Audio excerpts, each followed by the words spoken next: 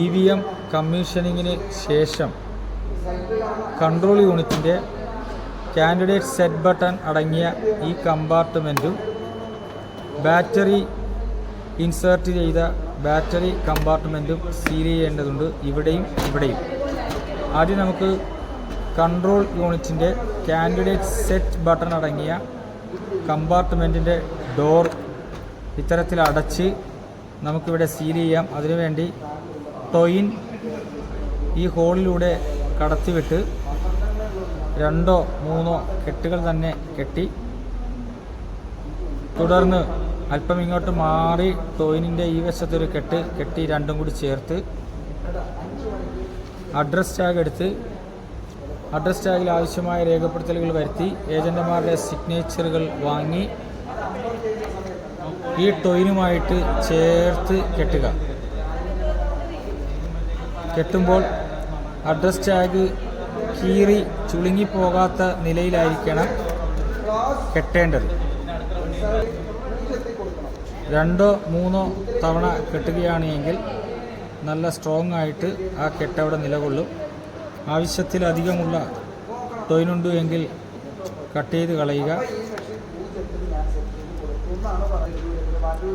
Wax ഉരുക്കി ഒഴിക്കേണ്ടതുണ്ട് ഈ കെട്ടിൽ. അതിനുവേണ്ടി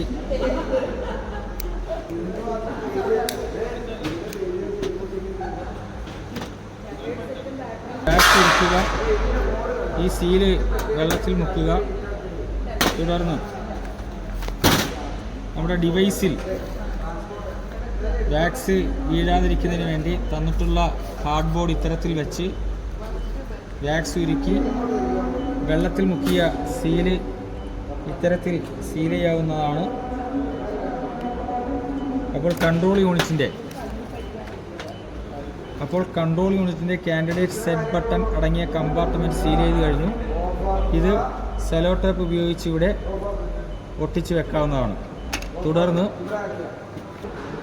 കൺട്രോൾ യൂണിറ്റിൻ്റെ ബാറ്ററി അടങ്ങിയ സെക്ഷനാണ് സീൽ ചെയ്യേണ്ടത്.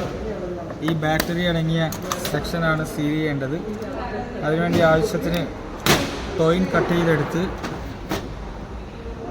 ഇത്തരത്തിൽ ടോയിൻ ഈ ഡോറുമായി ചേർത്ത് ഹോളിലൂടെ കടത്തിവിട്ട് 2 കെട്ടുകൾ കെട്ടി, 3 ആയാലും തരക്കേടില്ല. അങ്ങനെ കെട്ടിയെടുത്ത് അല്പം ഇങ്ങോട്ട് മാറ്റി ഒരു 2 കൂടി ചേർത്തൊരു കെട്ടി